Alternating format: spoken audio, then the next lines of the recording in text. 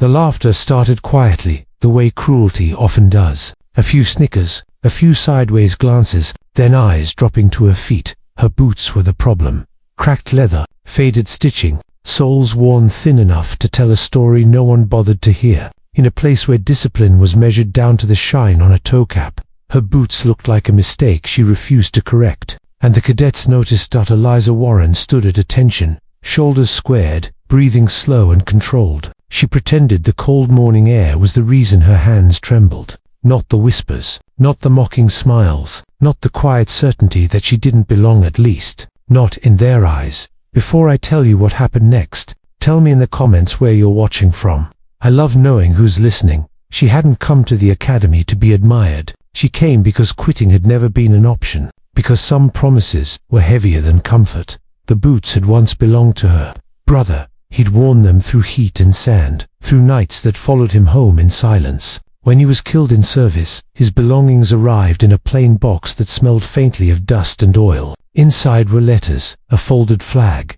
and those boots. Eliza didn't replace them when she enlisted. She couldn't. Wearing them felt like carrying him forward step by step into a future he never got to see. Training was relentless. Dawn runs that burned the lungs, drills that punished hesitation, nights where exhaustion wrapped around her like a second uniform. The boots slowed her sometimes, rubbed her heels raw, but she never complained. The others did enough complaining for her. Those things belong in a museum.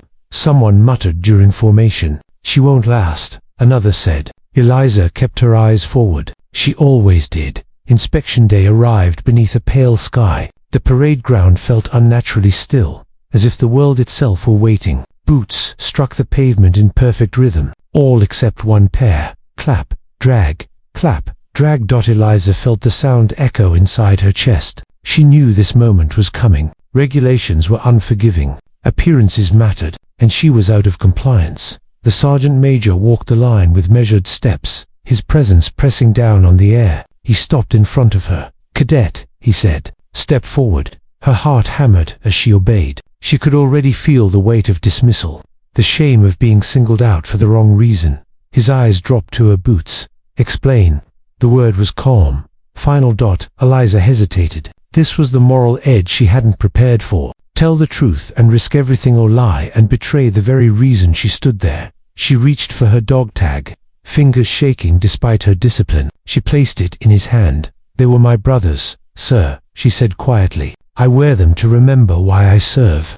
The sergeant major read the name once, then again. His jaw tightened. A breath escaped him before he could stop it, a sound only those close enough would ever notice. That name had once answered a call when things went wrong. That name had held a line under fire. A soldier the sergeant major had written up personally for courage, for sacrifice.